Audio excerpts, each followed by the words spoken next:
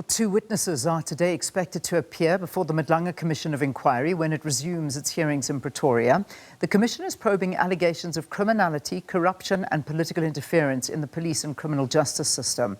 KwaZulu-Natal Police Commissioner Nhlanhla Mkhwanazi made the allegations last year. Well, let's cross over to Sakina Kamwendo and Canny Maphanga in Pretoria.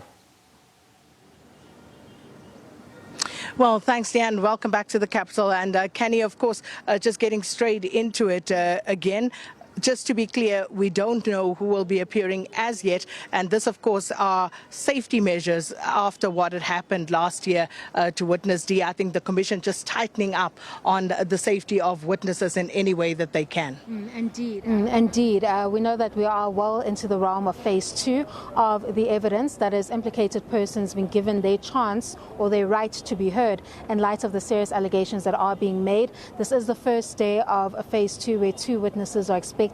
And we know that when they schedule 2 witnesses in one day, it's usually short testimony. So we do suspect that it could possibly be some of those implicated persons that they needed clarity from, but couldn't complete their evidence last year due to those clarity-seeking questions that were posed to them. We know that one of those witnesses is Clanky, where there was a discrepancy regarding that Operation Takedown at Katiso Katie Malefe's residence, where he insisted that he wasn't part of the WhatsApp communications. However, several witnesses came forward and showed that Clanky was indeed in those WhatsApp messages. And what's the implications of his insisting that he was not part of that communication, and what supports the ground upon which he suggests before the Commission that he had no knowledge of those conversations and he got his instructions straight from the top. So there's still quite a number of witnesses that need to clarify certain issues before we deal with the bigger witnesses that must respond to the evidence in chief that has been made against them, such as the KZN Hawks head, Lieutenant General Sonona, who will be appearing, we expect, this week. And of course, as we heard from Jeremy Michaels, then we are also looking to people like Cedric Nkabinde, who will be coming here, and many others, names that we are not au fait with as of now, but some we can imagine, others perhaps will have to wait and see as per the subpoenas that have been issued.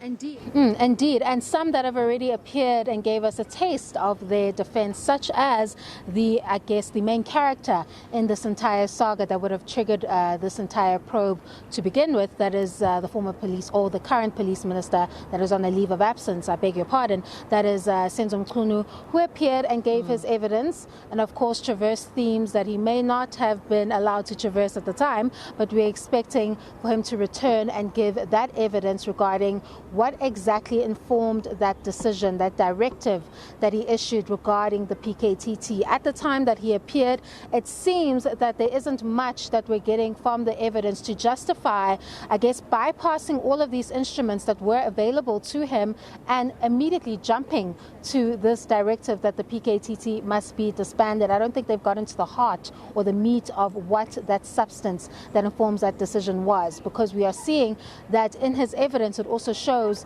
or goes in line with the evidence that we've heard that all these police top structure officials were not informed of the decision, including the National Commissioner. We're also seeing that the NPA's DPP in KZN, Advocate Elaine Harrison, was not informed of the said decision. The PKTT members themselves are also quite lost on this new development. So that still needs to be combed through quite extensively in order for the Commission to reach a sound conclusion regarding this particular directive that essentially triggered all of the events that followed and gave birth to this particular commission. The Commission already has heard quite a bit, and that interim report would be interesting to read, but of course not made public.